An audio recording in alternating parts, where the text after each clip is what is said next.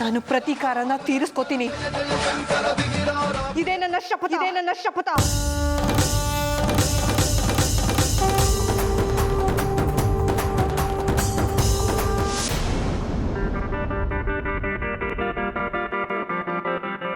ಅಮೃತ ಅವ್ರನ್ನ ಮಾತಾಡಿಸ್ಬೇಕು ಅನಿಸ್ತಾ ಇದೆಯಲ್ಲ, ಏನ್ ಮಾಡೋದು?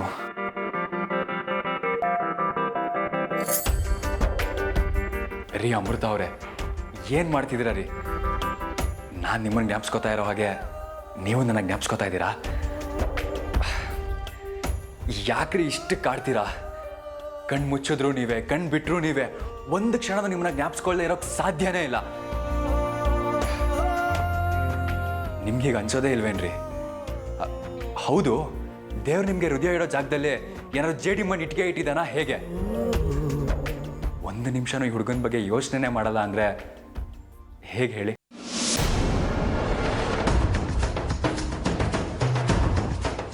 ದೇವ್ರೆ, ನನಗೆ ಇನ್ನೂ ಶಕ್ತಿ ಕೊಡು.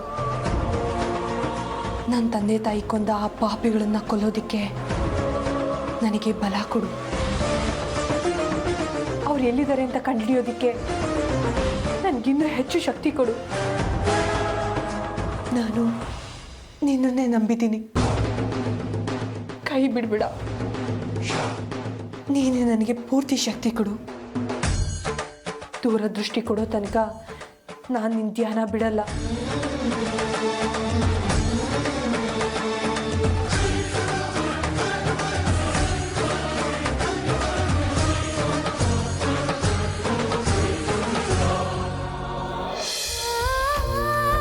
ನೀವು ಎಷ್ಟೇ ದೂರದಲ್ಲಿದ್ದರೂ ನಾನು ನಿಮ್ಮ ಧ್ಯಾನ ಮಾಡ್ತಾನೆ ಇರ್ತೀನಿ. ಬರೀ ಕಲ್ಪನೆಯಲ್ಲೇ ನಾವಿಬ್ರು ಮದುವೆ ಆಗಿ ನಮಗೆ ಮಕ್ಕಳು ಹುಟ್ಟಿ ಆ ಮಕ್ಳಿಗೆ ಹೆಸರಿಟ್ಟು ನಾವಿಬ್ರು ಅವ್ರನ್ನ ಸ್ಕೂಲಿಗೆ ಕರ್ಕೊಂಡು ಹೋಗೋ ಲೆವೆಲ್ಗೆ ಕನಸು ಕಾಣ್ತಾ ಇರ್ತೀನಿ. ಹಾಂ, ಅದೆಲ್ಲ ನಿಮ್ಗೆ ಅರ್ಥ ಆಗಲ್ಲ ಬಿಡಿ.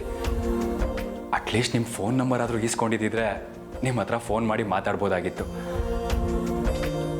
ಆಗಾಗ ಮಿಸ್ ಕಾಲ್ ಕೊಟ್ಟು ನಿಮ್ಮ ತಲೆ ತಿಂತಾ ಇರ್ಬೋದಾಗಿತ್ತು. ಕ್ಷಣಕ್ಕೊಂದು ಮೆಸೇಜ್ ಕಳಿಸಿ ನಿಮ್ಮನ್ನು ಗೋಳೈಕೋಬೋದಾಗಿತ್ತು. ಹೇಗಾದರೂ ಮಾಡಿ ನಿಮ್ಮ ಫೋನ್ ನಂಬರ್ ಇಸ್ಕೋಬೇಕಲ್ಲ. ಏನು ಮಾಡೋದು? ಎಸ್, ಡೈರೆಕ್ಟಾಗಿ ಅವ್ರ ಮನೆ ಲ್ಯಾಂಡ್ಲೈನ್ಗೆ ಫೋನ್ ಮಾಡಿದ್ರೆ ಆಗ ಅಮೃತ ಅವ್ರ ಹತ್ರನೇ ಅವ್ರ ನಂಬರ್ ಇಸ್ಕೋಬೋದು. ಎಸ್, ಅದೇ ಕರೆಕ್ಟ್.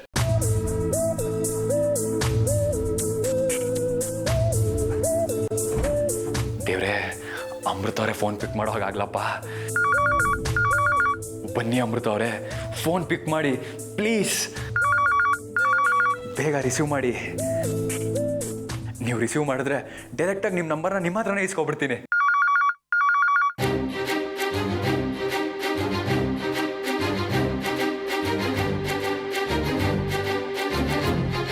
ಹಲೋ, ಯಾರು ಮಾತಾಡ್ತಿರೋದು?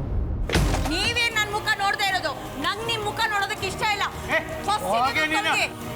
ಸಾಕ್ ಮಾಡಿ ನಿಮ್ಮ ಕಾಳಕನ. ಬಾಬಾ, ನಿಮ್ಗಿನ್ನೂ ಇವ್ರ ಬಗ್ಗೆ ಗೊತ್ತಿಲ್ಲ.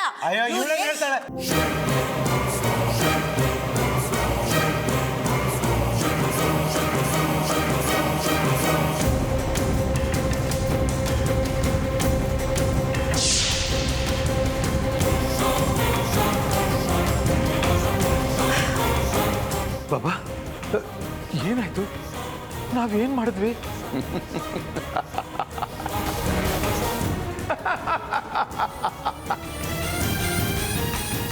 ಇದು ಮರಣ ಕ್ರಿಯೆಯಿಂದ ಸಿದ್ಧ ಮಾಡಿರೋದು.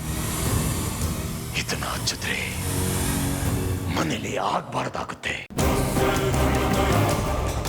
ಇದರ ಪ್ರಭಾವನ ತಗ್ಸೋದಿಕ್ಕೆ ಮತ್ತೆ ನಾನೇ ಬರಬೇಕು. ಬೇರೆ ಯಾವುದೇ ಔಷಧಿಯಿಂದ ಸಾಧ್ಯ ಇಲ್ಲ. ಹಾಗಾದ್ರೆ ಸರಿ ಬಾಬಾ, ನಿಮ್ಮ ಕೃತಜ್ಞತೆ ಹೇಗೆ ಹೇಳಬೇಕು ಅಂತ ಗೊತ್ತಾಗ್ತಾ ಇಲ್ಲ. ಅದಕ್ಕೆ ಇದು ಕಿರು ಕಾಣಿಕೆ ಅಂತ ಕೊಡ್ತಾ ಇದ್ದೀವಿ, ದಯವಿಟ್ಟು ಸ್ವೀಕರಿಸಬೇಕು. ದುಡ್ಡು ಕೊಡ್ತಿದ್ದೀರಾ? ದುಡ್ಡು? ನಾನು ದುಡ್ಡಿಗೋಸ್ಕರ ಕೆಲಸ ಮಾಡೋದೇ ಆಗಿದ್ದಿದ್ರೆ ಈ ಕಾಡಿಗೆ ಬಂದು ವಾಸ ಮಾಡ್ತಿರ್ಲಿಲ್ಲ. ನಾನಿದನ್ನು ಮಾಡಿಕೊಟ್ಟಿದ್ದು ತುಂಬಾ ದೂರದಿಂದ ನನ್ನ ಮೇಲೆ ನಂಬಿಕೆ ಇಟ್ಕೊಂಡು ಬಂದಿದ್ದೀರಲ್ಲ, ಆ ಒಂದೇ ಒಂದು ಕಾರಣದಿಂದ. ಬಾಬಾ, ನಿಮ್ಗೆ ಅವಮಾನ ಮಾಡಬೇಕು ಅಂತಲ್ಲ, ಕಿರು ಕಾಣಿಕೆ ಅಂತ. ಸಾಕು, ನೀವು ಬಂದ ಕೆಲಸ ಆಯ್ತಲ್ಲ, ಕರಡಿನ. ಜೈ ಮಹಾಕಾಲ.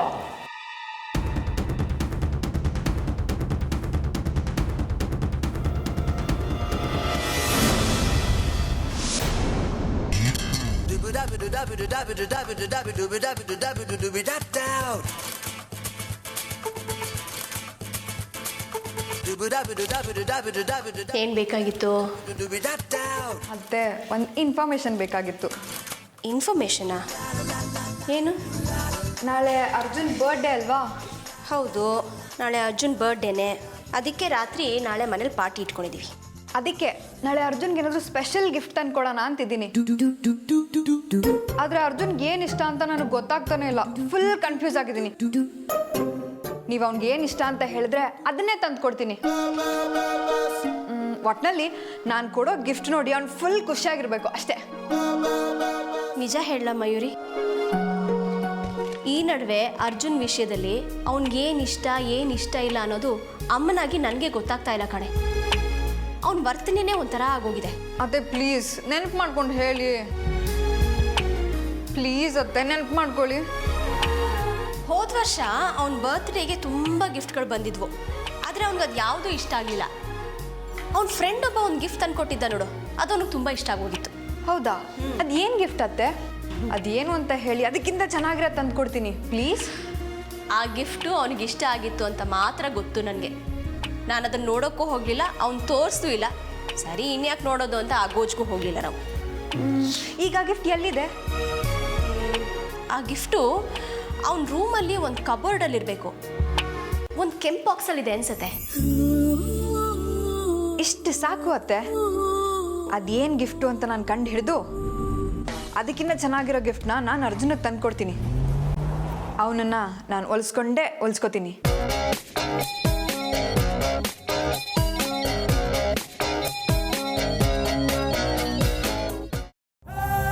ರೀ ನಿಂತ್ಕೊಳ್ರಿ. ಏನ್ ರಾಜಿ? ನೀವ್ ಯಾಕೆ ಮಂತ್ರವಾದಿ ಹತ್ರ ಸುಳ್ಳು ಹೇಳಿದ್ರಿ? ಅಲ್ಲ ರೀ, ಅಮೃತ ಅಂತ ಹೆಸರು ಹೇಳ್ಬೋದಾಗಿತ್ತಲ್ಲ, ಯಾವುದೋ ಹೆಂಗಸು ಅಂತ ಹೇಳಿದ್ರಿ. ನಾವ್ ಇದೇ ಊರಿಂದ ಬಂದಿರೋದು, ಮೈಸೂರಿಂದ ಬಂದಿದ್ದೀವಿ ಅಂತ ಸುಳ್ಳು ಹೇಳಿದ್ರಿ. ಅಲ್ಲೇ ಕಣೆ ಇರೋದು ಟ್ರಿಕ್ಸು.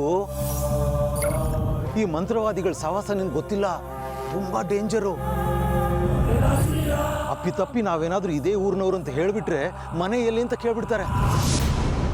ಹಾಗೆ ಒಂದ್ ವೇಳೆ ನಾವೇನಾದ್ರೂ ನಮ್ಮ ಮನೆ ಇಲ್ಲೇ ಅಂತ ತೋರಿಸ್ಬಿಟ್ರೆ ಪರ್ಮನೆಂಟ್ ಆಗಿ ಬಂದು ಸೆಟ್ಲ್ ಆಗಿಬಿಡ್ತಾರೆ. ಅದಕ್ಕೆ ನಾವು ನಮ್ಮ ಡೀಟೇಲ್ಸ್ ಎಲ್ಲ ಏನು ಹೇಳಿದೆ ಕೆಲಸ ಮುಗಿಸ್ಕೊಂಡ್ರೆ ಸೇಫು. ಆದ್ರೂ ನೀವ್ ಯಾಕೋ ತಪ್ಪು ಮಾಡಿದೀರ ಅಂತ ನಂಗೆ ಅನ್ಸ್ತಾ ಇದೆ ರೀ. ಏನೂ ಇಲ್ಲ, ಸರಿಯಾಗೇ ಮಾಡ್ತಾ ಇದ್ದೀನಿ. ನೀನೇ ನಿನ್ನ ಕಣ್ಣಾರು ನೋಡಿದ್ಯಾ ತಾನೆ ಆ ಮಂತ್ರವಾದಿ ಎಷ್ಟು ಪವರ್ಫುಲ್ ಅಂತ? ಹೌದು ರೀ, ನೀವ್ ಹೇಳೋದು ಸರಿನೇ. ಈ ಮಂತ್ರವಾದಿಗಳು ಸಾಮಾನ್ಯದವರಲ್ಲ, ಏನ್ ಬೇಕಾದ್ರೂ ಮಾಡ್ಬಿಡ್ತಾರೆ. ಹುಷಾರ್ ರಾಜಿ, ಈ ಕೆಂಪು ಬಟ್ಟೆ ಕಟ್ಟಿರೋ ಕಡ್ಡಿ ಅಮೃತ ರೂಮ್ ಹತ್ರ ಹಚ್ಚಬೇಕು. ಈ ಹಳದಿ ಬಟ್ಟೆ ಕಟ್ಟಿರೋ ಕಡ್ಡಿ ನಮ್ಮ ರೂಮ್ ಹತ್ರ ಹಚ್ಚಬೇಕು. ಆಗ ಅಮೃತದಿಂದ ನಮ್ಗೆ ಯಾವ ತೊಂದರೆನೂ ಆಗಲ್ಲ. ಒಂದು ವೇಳೆ ಅಪ್ಪಿತಪ್ಪಿ ನಾವು ಕೆಂಪು ಬಟ್ಟೆ ಕಟ್ಟಿರೋ ಕಡ್ಡಿ ಹೊಗೆ ಕುಡಿದ್ರೂ ನಮ್ಗೇನು ಎಫೆಕ್ಟ್ ಆಗಲ್ಲ. ಹೌದು, ನೀವು ಹೇಳಿದ ಹಾಗೆ ತುಂಬ ಎಚ್ಚರಿಕೆ ವಹಿಸಿ ಇದನ್ನು ಹಚ್ಚಬೇಕು.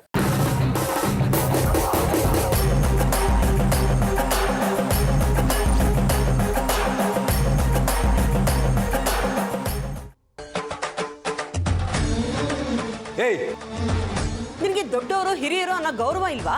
ಎಷ್ಟು ಜಂಬ ನಿನ್ಗೆ? ಇವತ್ತು ಹೇಳ್ತಾ ಇರೋದೆಲ್ಲ ಸತ್ಯ.